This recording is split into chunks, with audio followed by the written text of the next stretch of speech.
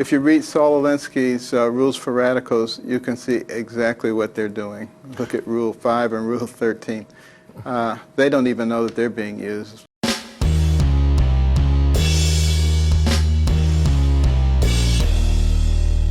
How's everybody doing? My name is Anthony Brian Logan, and today we got to talk about Ben Carson's congressional testimony and the whole Oreo kerfuffle. But before we even get into that, I just want to say that Ben Carson is a brilliant man, one of the most brilliant people on planet Earth, a world-renowned brain surgeon, separated conjoined twins. I mean, this guy is somebody that people should look up to for being intellectual, being a very kind man, a nice man, married with kids, grandkids, the whole 9 yards. This is truly a role model, Ben Carson, that is. So having said all that, the congressional testimony was ridiculous from the Democrats. What they were trying to do is embarrass the man. You had this lady talking about, do you know what an REO is? Now, he was saying, what, Oreo? Like he couldn't hear her. Okay, he's almost 70 years old. He's not a young man. And you've been in there for 3.5 hours answering questions. You might not hear a question 100% correctly. He went on Fox News talking to, I think it was Lou Dobbs, and clarified his knowledge of REOs.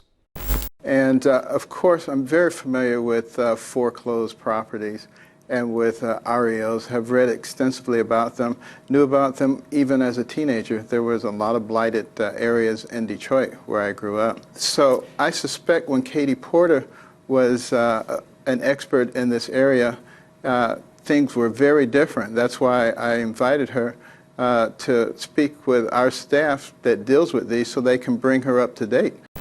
So he knows what an REO is. He's been studying it for a long time, long before he became a doctor, long before he became into politics.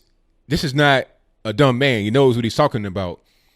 The reason why she did that to try to put him out there and try to like insult his intelligence is because they think that he is dumb for being a black person and being a Republican and also having some strong conservative points. They can't attack him for being a racist white male. They can't do that. So then they got to find something else. Oh, because you're black, that means you're dumb. You're just slow. You're not thinking right. Your brain ain't really right, which is ridiculous because, like I said, this is a very smart man, high IQ, separated conjoined twins. I mean, can you separate conjoined twins? Anybody out there, would you be able to do that with just regular training, like going to work at Walmart, bagging groceries or something like that? Could you do that? Could you operate on somebody's brain? That's not a thing that a person who is dumb could do. All right. But like I said, they couldn't attack him because of him being a racist white male. So they ain't got to go and say, oh, well, you just don't know what you're talking about. You're misinformed. You're ill-equipped for the job. OK, now I've seen that before. It's like, well, he was a brain surgeon. Why be the director of HUD? Why not?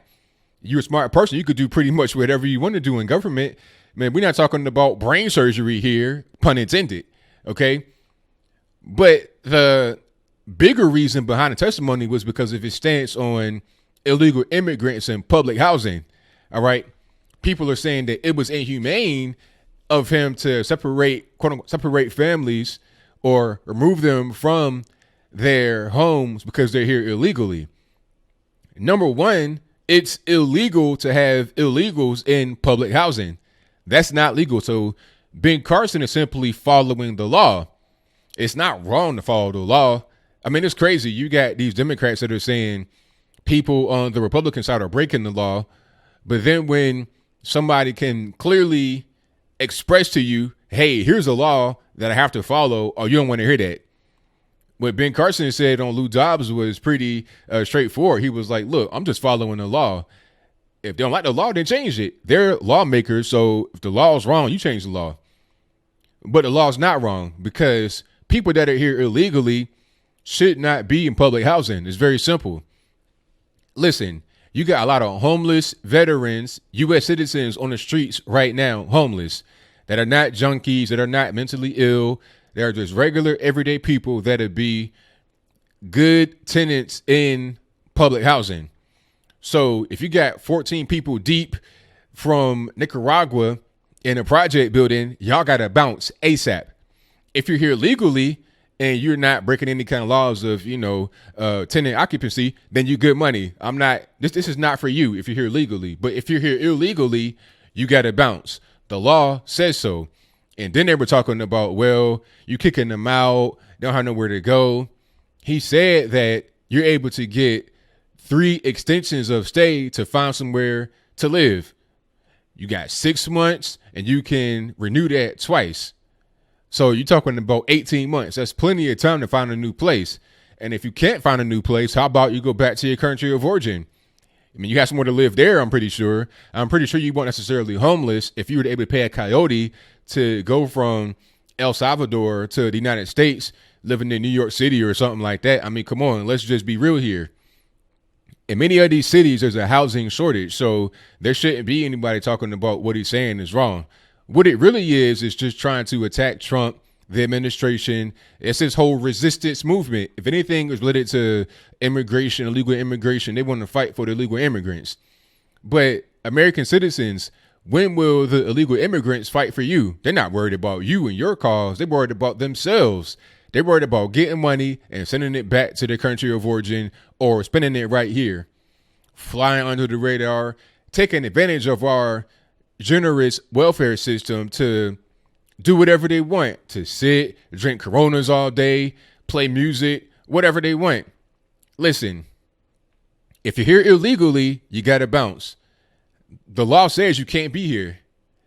If I were Ben Carson, I would go one step further. See, Ben Carson is being generous. If I was him, I would say, all right, you're going to get evicted and we're going to bring ICE to the eviction. How about that? If you're found out to be here illegally occupying a public housing unit, we're going to take all 14 of you, your pack of chickens, all that, and have ICE put you on the first tank smoking back to wherever you came from. How about that? That's what I would do.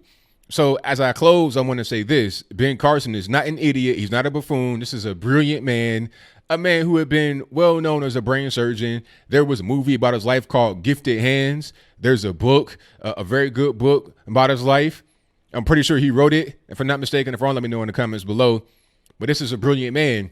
The left are trying to make him be some kind of idiot or a buffoon to devalue his credibility, to make him seem like he just has no idea what he's doing. He's a fish out of water. He's just being used by Trump as some kind of pawn, some kind of token, like AOC and Rashida Tlaib called Lynn Patton at another congressional. So you see the pattern here. It's not even just Ben Carson. It's other people. It's a racial thing. And it's also just a resistance thing about the whole administration in general. Trump, Carson, anybody, it's the resistance. But at the same time, they'll say that the right are racist and they focus everything on race. I can't tell, but I also digress. So what do you think? Do you think that what Ben Carson said here was correct? Okay, if you're here illegally, you got to bounce. And how about this whole Oreo thing? Is that just a big distraction? Like, who cares? Like, the man couldn't hear. He knows what he's talking about. He's not an idiot. And you have a staff up under you that can get things done. I like what he's doing. I don't see anything that he's done that is wrong since he's been in office. Since he's been the HUD Secretary. I mean, what has he done that's wrong? You tell me. I could be missing something here. Is there some kind of glaring omission? He's found all kind of errors and stuff and fixed it. That's what I like about people that are in government. Let's have some smart people there rather than just career politicians. It's easy to get elected if you have money behind you, if you're running unopposed, if you're in with the people of a particular place, especially locally. It's no big deal.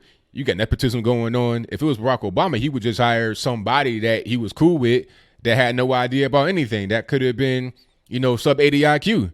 And then you got somebody in there that's a total train wreck, but you got a brilliant person.